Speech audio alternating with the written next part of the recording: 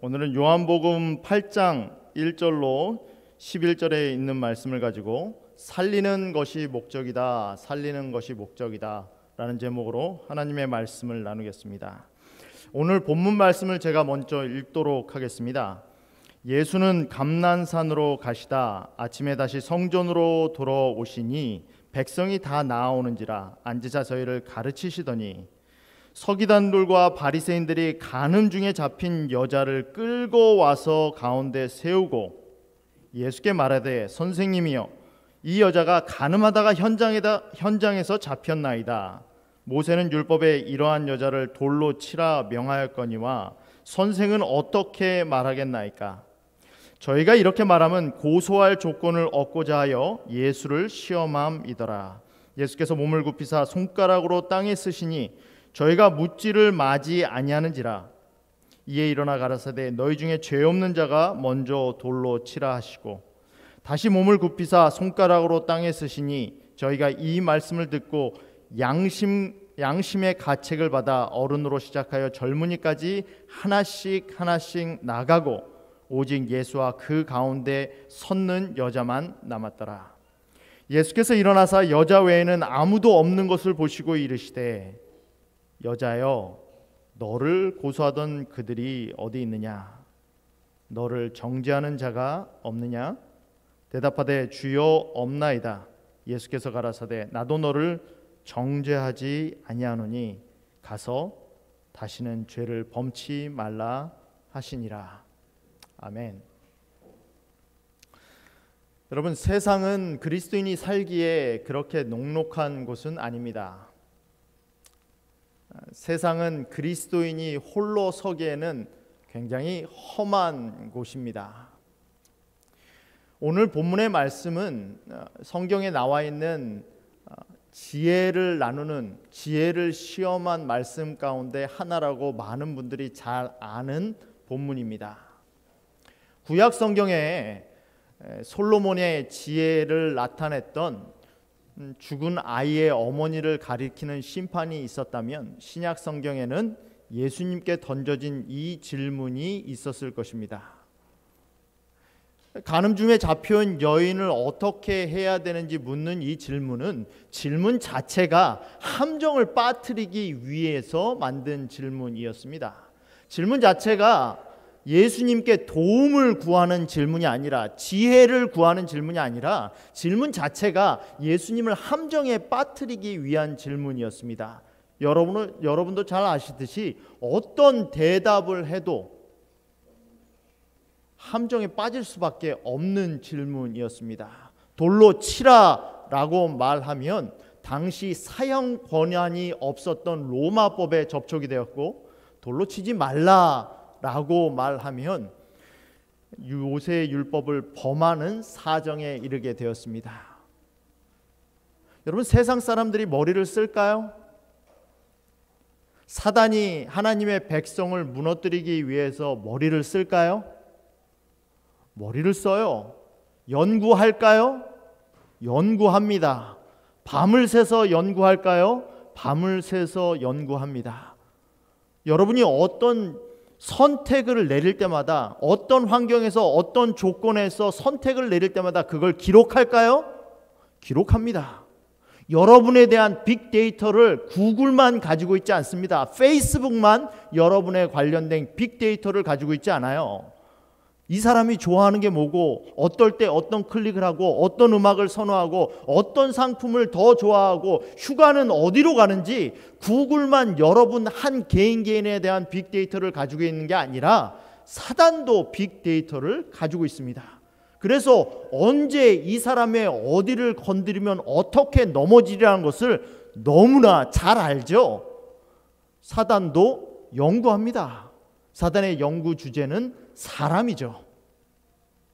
어떻게 하면 사람을 쓰러뜨릴 수 있을까가 사단의 연구 주제입니다. 평소에는 그냥 놔둬요. 사단이 그냥 놔두는 이유는 이 사람을 쓰러뜨리기 위해서는 이 조건만 구성하면 되니까, 하나님의 일을 열심히 하다가도, 헌신 봉사하다가도 여기만 건드리면 이 사람은 쓰러지는 걸 너무 잘 아니까 헌신 봉사하게 그냥 놔두는 겁니다. 여러분, 예수님을 고소하기 위해서 이 가늠한 여인을 잡아오는 장면을 보면 사단이 어떻게 사람을 쓰러뜨리는지 너무나 잘 볼 수가 있습니다. 여러분, 이게 우연의 일치일까요? 이게 사단이 이 사람들이 이미 계획했다라는 정황 증거가 여러 가지가 있습니다. 첫째는 유대인 중에는 창녀가 없어요. 이스라엘 땅에는 창녀가 존재하지 않았습니다. 왜? 법적으로 창녀는 죽음을, 사형을 언도하는 제도가 있었어요. 그래서 거기에는 창녀가 없었습니다. 두 번째, 시간과 장소예요. 여러분, 범죄를 저지르고 있는데, 간음을 저지르고 있는데 사람들이 다 아는 곳에서 간음을 저질렀겠습니까? 어디 숨어서 했을 거 아니에요. 어디 숨어서 하는데 어떻게 그렇게 잘 찾아와서 잡아왔죠? 그리고 정확하게 언제 잡아옵니까? 예수님이 성전에서 가리키는 그때에 이 여자를 잡아옵니다. 뭐예요? 계획됐다라는 정황 증거예요. 어디서 간음을 저지르게끔 유혹하고 거기에서 이 여자를 데리고 있어 라고 계책을 꾸미지 않았다면은 이 여자를 발견할 수 없었던 정황 증거라는 거지요. 세 번째로, 유대 법에 의하면은 간음한 사람은 남자 여자 다 데려와서 벌을 받게 되어 있었어요. 근데 남자는 어디 있죠? 남자는 없습니다. 많은 사람들이 이 본문 가운데 이렇게 계략을 꾸미기 위해서 남자와 유대인들이 공모했다라고 생각을 해요. 간음한 남자가 장소를 미리 알려주고 그 시간에 들이닥쳐서 여자를 데려온 거죠. 여러분, 그리스도인은 근본적으로 세상을 이길 수 없어요. 모든 계략과 모든 유혹과 시험을 가지고 덤벼드는 세상을 하나님을 믿는 백성들이 아무리 연구한다고 준비한다고 해서 세상을 이길 수 없습니다. 백전백승하려면 뭐 해야 된다고요? 적을 알고 나를 알면, 지피지기면 백전백승이다. 여러분, 사단을 우리는 이길 수 없습니다. 사단이란 존재는 사람이 이길 수 있는 존재가 아니에요. 이 사건은 철저하게 처음부터 계획되었었던 사건이었습니다. 오늘 말씀의 주제는 그거예요. 어떻게 시험을 이길 수 있을까? 어떻게 고난을 극복할 수 있을까? 우리 교우님들 삶 가운데서 크고 작은 고난들이 있잖아요. 나만이 겪고 있는 갈등이 있지 않습니까? 내가 염려하고 힘들어하고 있는, 갈등하고 있는 기도 제목들이 있잖아요. 내가 또 쓰러져서 어려워했던 그 지점에서 하나님께 다시 매달리는 기도 제목들이 있지 않습니까? 오늘 예수님이 사단이 파놓은 이 계략에서 어떻게 나오시는 모습을 보면서 우리가 우리 삶 가운데서 사단이 주는 시험 가운데서 어떻게 승리할 수 있는지를 좀 같이 보기를 원합니다. 그래서 그 자리에서 다시 쓰러지는 것이 아니라 다시 일어설 수 있는 우리가 되길 바라는 마음, 그 마음에서 오늘 말씀을 같이 펴기를 원합니다. 첫 번째, 예수님의 능력의 근원에 대해서 좀 알기를 원합니다. 예수님의 능력의 근원은 무엇이었죠? 예수님의 능력의 근원은 하나님 아버지셨습니다. 오늘 아침밥 드셨어요? 오늘 아침밥 안 드신 분 계십니까? 파트락 많이 드세요. 어제 식사 안 하신 분 계십니까? 다 하셨어요? 뭐 금식하는 분 안 계시죠? 한 3일 금식하는 분 계십니까? 우리가 움직이는 힘은 어디서 와요? 먹는 거에서 와요. 한국 사람들의 힘은 어디서 옵니까? 밥에서 와요. 그래서 우리는 힘을 무슨 힘이라고 부릅니까? 밥심이라고 불러요. 밥 먹어야 제대로 식사했다라고 해요. 그리스도의 힘은 어디서 오죠? 하나님 아버지로부터 와요. 그리스도의 힘은, 그리스도인의 힘은 하나님 아버지로부터 와요. 하나님 아버지로부터 받은 힘이 없는 사람은 절대 사단과 싸워서 이길 수 없어요. 여러분, 요한복음 7장 8장 사이에 있는 오늘 본문에서 7장에서 예수님이 유대인들과 아주 끝까지 싸우십니다. 예수님을 잡아 죽이려고 하는 모함을 견디면서 7장이 맞춰져요. 여러분, 그렇게 자기를 싫어하고 미워하고 자기를 잡아 죽이려고 하는 사람들과 한참 싸우고 난 다음에 여러분 뭐 하시겠어요? 직장에서 스트레스를 정말 여기까지 받고 지칠 대로 지친 다음에 여러분들 어디로 가십니까? 스트레스 풀러 어디로 가세요? 어떻게 스트레스 해소하죠? 어떻게 힘을 얻으십니까? 예수님은 다 각각 집으로 돌아간 그 시점에 어디로 가시죠? 감난산으로 가세요. 감난산. 올리브 마운틴으로 갑니다. 왜 올리브 마운틴으로 가죠? 거기서 예수님 뭐 하십니까? 밤새도록 기도하세요. 그리스도인의 힘은 하나님으로부터 와요. 그리스도의 힘은 밥심이 아닙니다. 그리스도의 힘은 경제적 힘이 아니에요. 그리스도의 힘은 많이 모여 있다고 이루어지지 않습니다. 그리스도의 힘은 어디로부터 온다고요? 하나님으로부터 와요. 사람을 만날 수 있는 힘은 어디로부터 옵니까? 하나님으로부터 와요. 그렇게 사람한테 당하고 나서, 유대인들에게 당하고 나서 그 다음날 아침에 예수님이 어디로 가십니까? 저 같으면 성전 가기 싫을 것 같아요. 근데 그 다음날 아침에 예수님은 어디로 가세요? 감난산으로 가셨다가 어디로 가십니까? 아침에 다시 성전으로 들어오시니, 내가 가장 가기 싫은 곳, 내가 가장 만나기 싫은 사람, 내가 가장 고통스러운 장소에 우리가 어떻게 갈 수 있죠? 감람산으로 가야 갈 수 있어요. 내가 감람산으로 가야 다시 성전으로 들어갈 수 있다라는 겁니다. 내가 감람산으로 가서 하나님을 만나는 경험을 해야 다시 성전으로 올 수 있다라는 거예요. 내가 왜 성전으로 못 옵니까? 내가 왜 사람들을 만날 힘이 없어요? 내가 왜 우리 아이를 다시 한번 데리고 기도하자고 무릎 꿇자고 아이에게 권유할 힘이 없죠?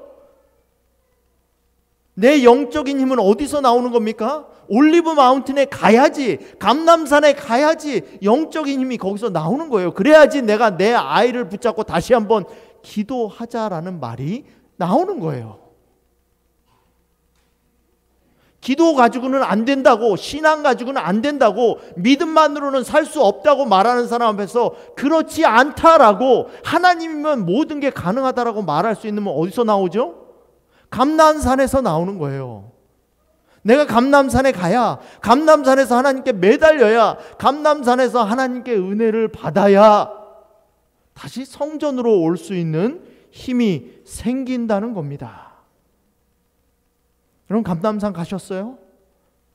감람산에서 하나님과 시간을 보내셨습니까? 감람산에서 하나님과 맞대는, 하나님과 마주 앉는 경험 하셨어요? 그 경험을 해야 다시 성전으로 돌아와서 백성들 앞에, 사람들 앞에 앉아서 가르칠 수 있는, 말할 수 있는 힘이 생긴다는 겁니다. 그래서 제자들이 말했어요. 예수님께, 내게 뭐 하는 걸 가르쳐 달라고? 기도하는 방법을 가르쳐 달라라고 제자들이 말한 이유가 그거예요. 왜? 제자들은 예수님이 자기랑 밥 먹고 자기랑 똑같은 사람 만나고 똑같은 상황을 겪으면서도 항상 새로운 원기와 활력에 넘쳐서 아침에 일어나서 일하는 모습을 봤거든요. 아, 예수님은 뭔가 다르구나. 예수님은 어제 나랑 똑같이 살았음에도 불구하고 오늘 아침 모습이 다르네. 근데 그 다른 모습이 어디서 와요? 기도하고 오시는 모습을 보니까 예수께서 한 곳에서 기도하시고 마치심에 그 모습을 보니까 뭐라고 하는 거예요? 나에게 기도를 가르쳐 주옵소서.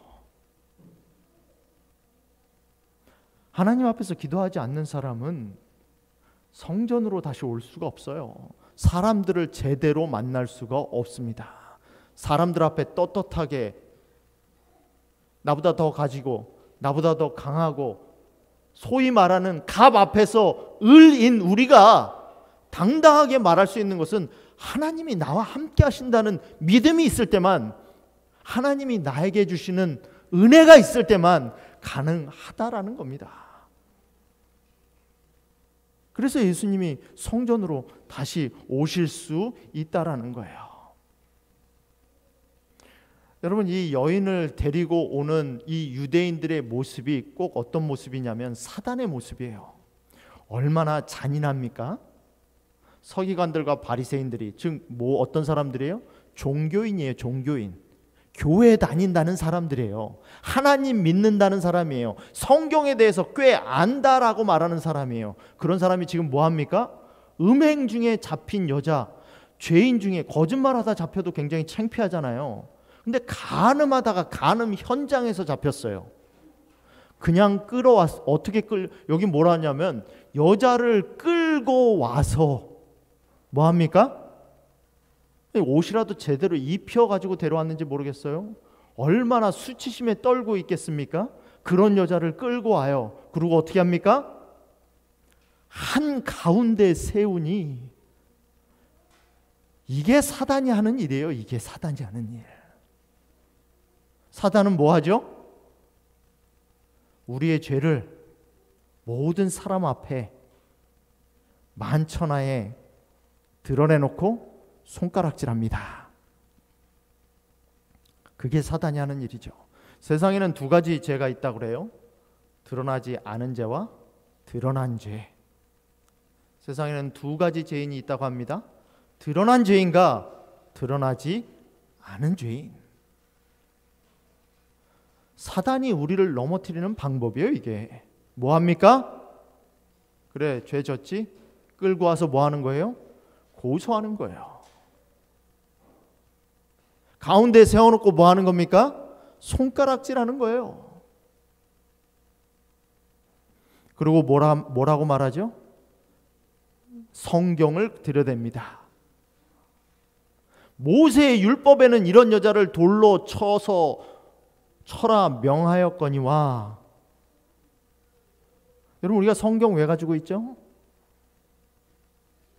여러분, 똑같은 칼이라도 외과 의사 손에 들려지면 사람을 살리는 수술 도구가 됩니다. 근데 똑같은 칼이라도 강도 손에 들리면 사람을 해치는 무기가 돼요.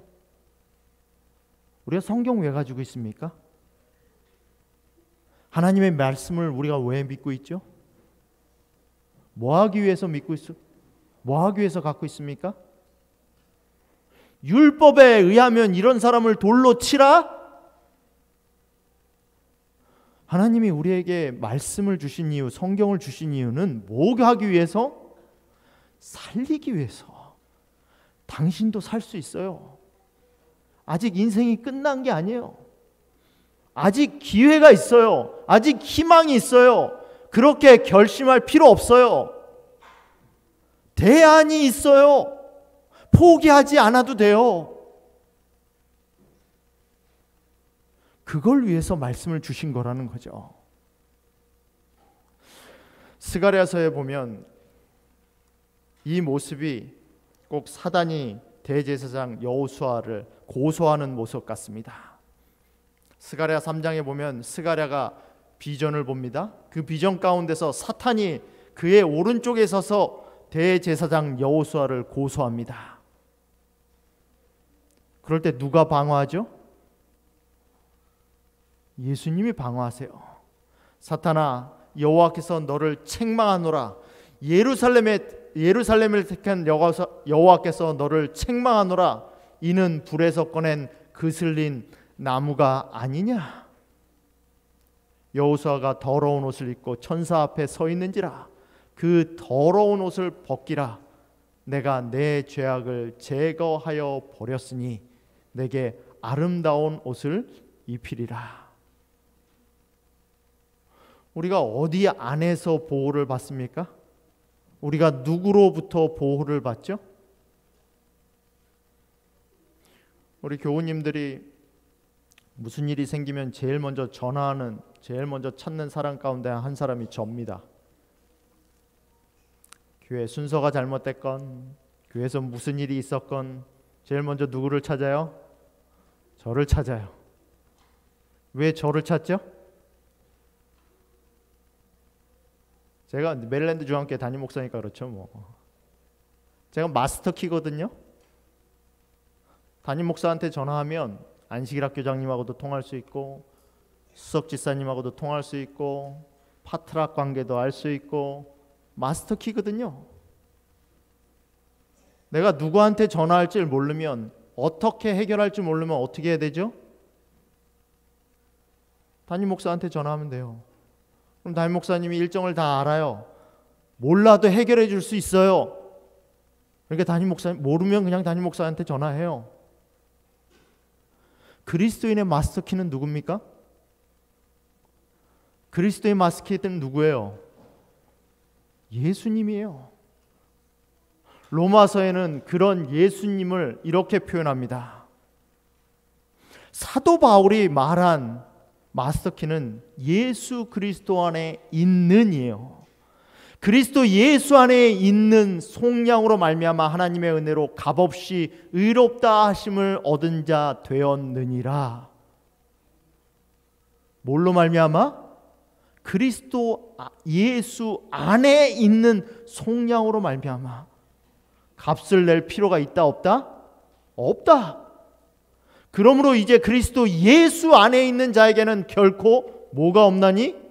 정죄함이 없나니 그리스도 예수 안에 있는 생명의 성령의 법이 죄와 사망의 법에서 너를 뭐하였느니라? 해방하였느니라. 높음이나 깊음이나 다른 어떤 피조물이라도 우리를 우리 주 예수 그리스도 안에 있는 하나님의 사랑에서 끊을 수 없으리라. 사단이 가리키는 정죄로부터 피할 수 있는 유일한 피난처가 어디입니까? 피난처가 어디예요? 예수 그리스도예요. 세상 다른 어떤 이름도 우리에게 피난처로 주신 이름이 없다라는 겁니다. 근데 왜 사용 안 하세요? 아무리 좋은 게 있어도 사용해야 된다라는 거예요. 아무리 좋은 음식이 있어도, 아무리 맛있는 음식이 있어도, 아무리 영양가 있는 음식을 갖다 놔도 내가 들어서 입에 넣고 꼭꼭 씹어 먹어야 영양이 되는 거예요. 아무리 마스터키가 있어도 내가 사용하지 않으면 나의 걱정의 문제가 열리지 않아요. 해결되지 않습니다. 사용하셔야 된다라는 거예요. 그 사용한다라는 것을 우리는 신앙 용어로 뭐라고 말합니까? 믿음이라고 말해요. 그걸 믿음이라고 그러는 거예요. 그걸 써보는 거예요. 뱅크 어카운트에 10,000불 가지고 있으면서도 불구하고 100불 빚을 못 갚는다고 쩔쩔매는 사람처럼 살지 말고 뱅크 어카운트에 10,000불 사용하라는 겁니다. 그게 하나님의 은혜, 예수 그리스도, 하나님의 은혜로 주어주신 예수 그리스도라는 거예요.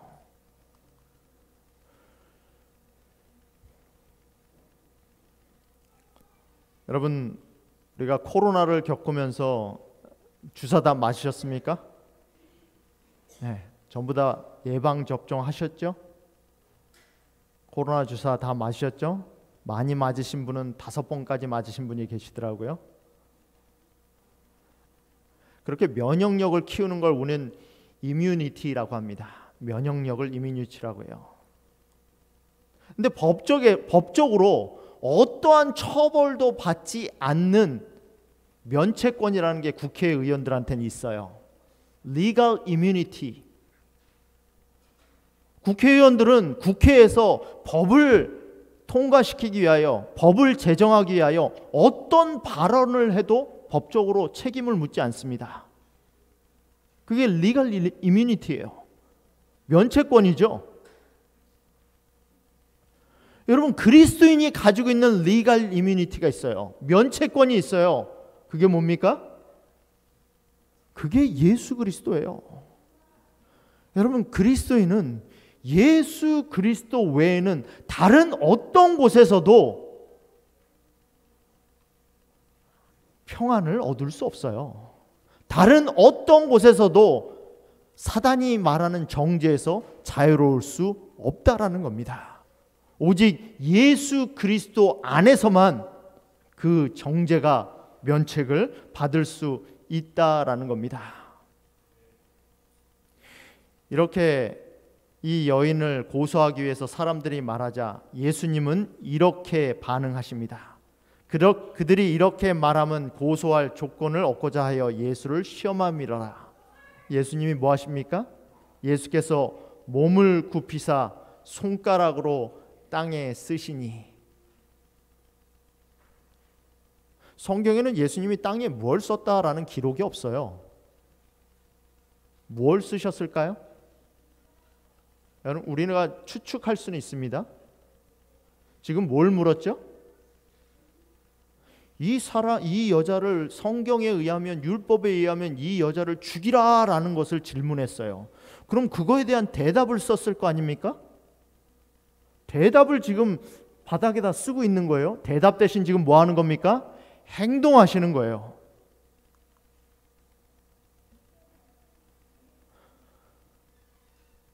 그들이 묻기를 맞이 아니하는지라 이에 일어나 이르시되. 자꾸 물으니까, 예수님이 대답 안 하고 자꾸 물으니까 예수님이 대답하시죠.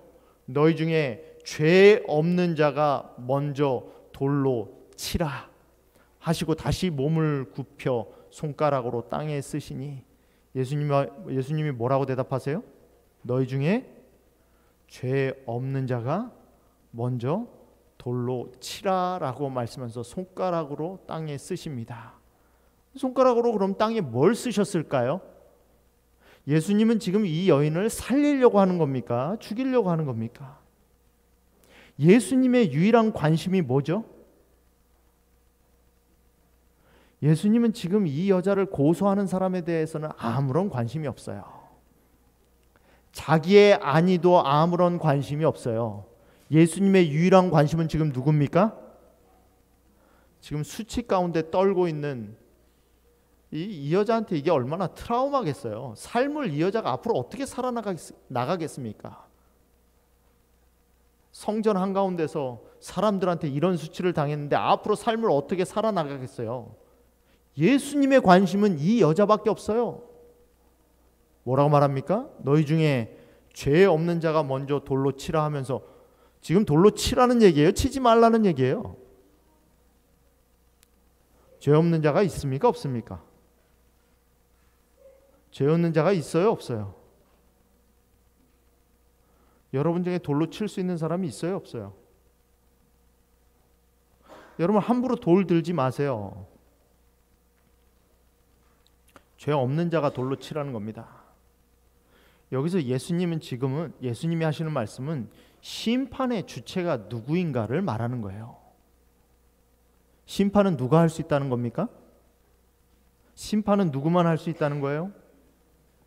하나님만이 심판할 수 있다라는 거예요. 돌로 치라는 얘기가 아니에요. 지금 무슨 얘기하는 겁니까? 야, 돌을 잡고 있는 너희들이나 돌 맞아 죽어야 되는 여자나 뭐가 다르니? 그 얘기하고 있는 거예요. 그걸 지금 땅에다 쓰는 거예요.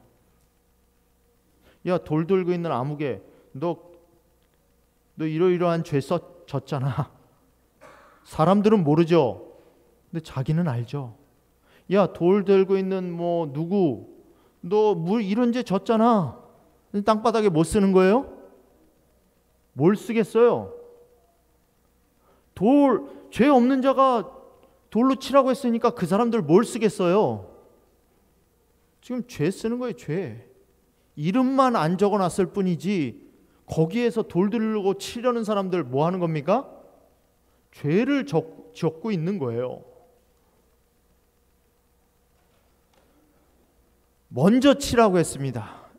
여러분, 이스라엘 법에 의하면 사람을 처형할 때 그 처형할 때 먼저 돌을 들고 쳐야 되는 사람은 그 사람이 처형받게끔 증언한 사람, 아, 저 사람이 죄 짓는 거 내가 봤어요 라고 증언한 사람이 먼저 치게 돼 있어요. 순서가 있었습니다. 모두가 돈 들어서 치는 게 아니라 그 사람이 죄 짓는 것을 고백한 사람이 치게끔 돼 있어요. 제일 먼저. 그래서 먼저 치라고 한 거예요. 지금 누구한테 말하는 겁니까? 먼저 치라? 그 여자를 뭐 한 사람? 간음 현장에서 붙잡아 데려온 사람한테 말을 하는 거예요.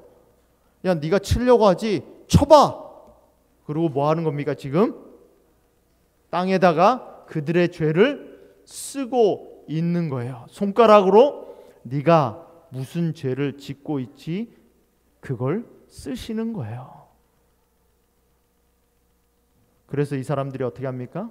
한 사람 한 사람씩 다 떠나요. 여러분, 여기서 예수님의 손가락으로 쓰셨다라는 손가락의 의미가 있어요. 예수님의 손가락, 하나님의 손가락이라는 표현이 처음 나온 것은 우리 출애굽기서에서 뭐 하는 곳에서 나옵니까? 하나님이 십계명을 쓰기 위해서 돌비에 쓰셨다라고 할 때 하나님의 손가락이라는 표현이 처음 나옵니다.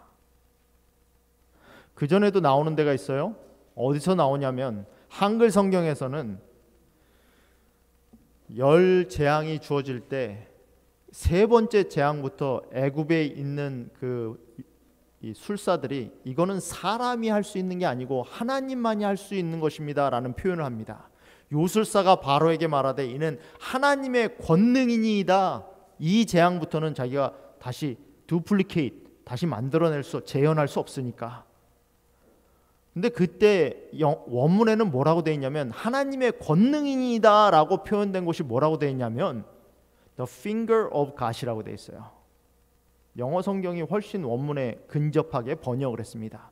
영어 성경에는 This is a finger of God.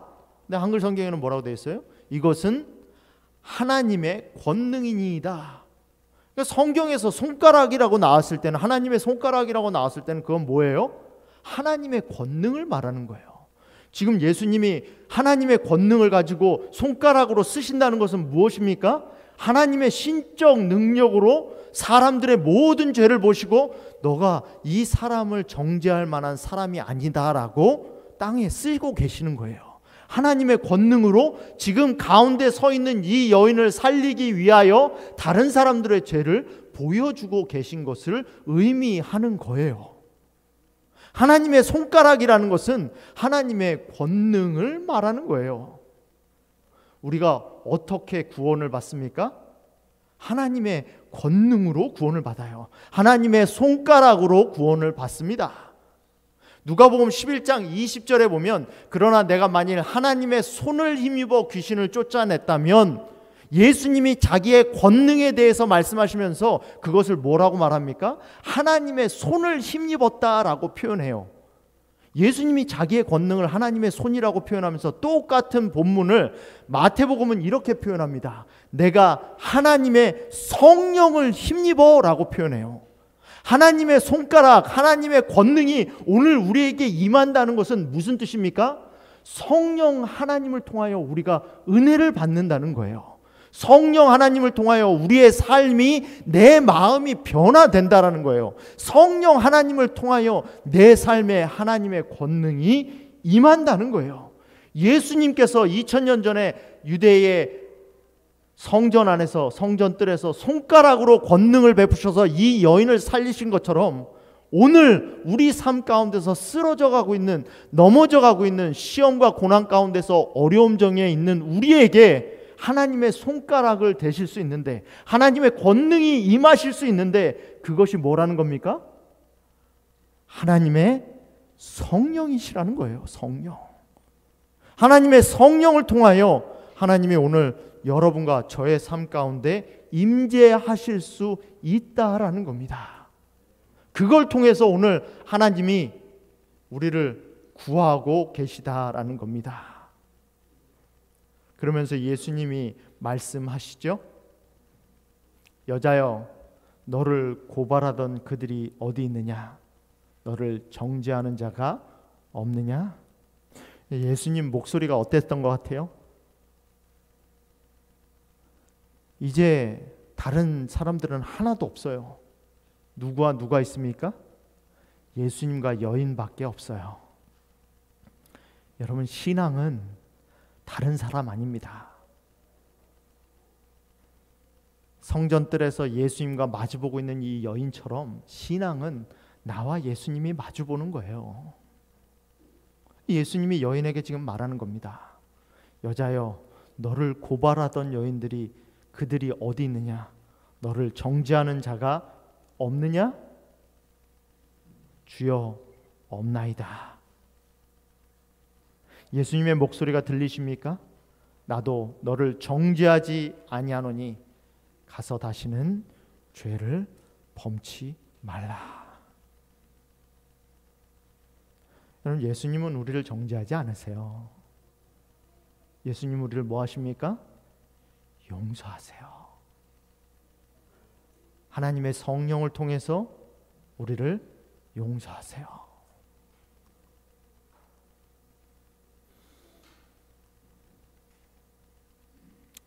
제시카 렁이라는 장애인 올림픽 수영 미국 국가대표 선수가 있습니다. 이 여자는 메릴랜드 벌티모어 출신이에요.